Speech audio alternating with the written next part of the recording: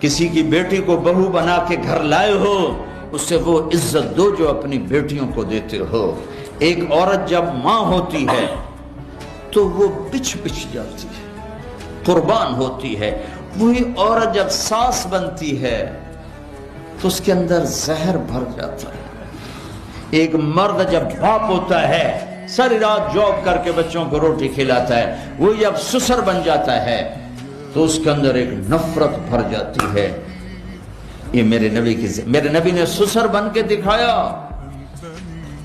آپ اپنی بیٹی کے گھر آئے، فاطمہ پریشان، بیٹی کیا ہوا؟ کہ میری اور علی کی لڑائی ہو گئی۔ اچھا کدھر ہے علی؟ یہ نہیں پوچھا کیوں ہو گئی، بس کدھر ہے علی؟ کا جی باہر چلے گئے۔ آپ پیچھے نکلے، ڈھونڈا، مسجد میں سوئے ہوئے تھے، ان کو اٹھایا، گھر میں آئے اور ایسے لیٹ گئے۔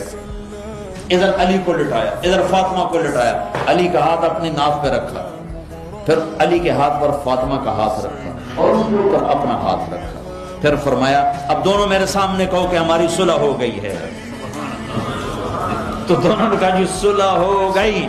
تو آپ باہر نکلے بڑے خوش۔ صحابہ نے کہا یا رسول اللہ آپ تو بڑے خوش نظر آ رہے ہیں۔ کہ میں علی و فاطمہ کی صلح کرا کے آ رہا ہوں۔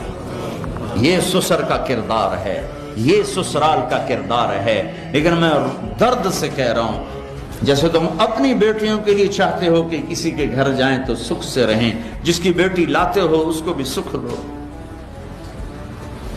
اور بیٹیوں سے بھی کہتا ہوں جس گھر میں جاؤ، جاتے ہی ماں باپ سے جدا کرنے کی اسکیمیں نہ چلاؤ، بلکہ گھر کے لیے راحت بنو، رحمت بنو۔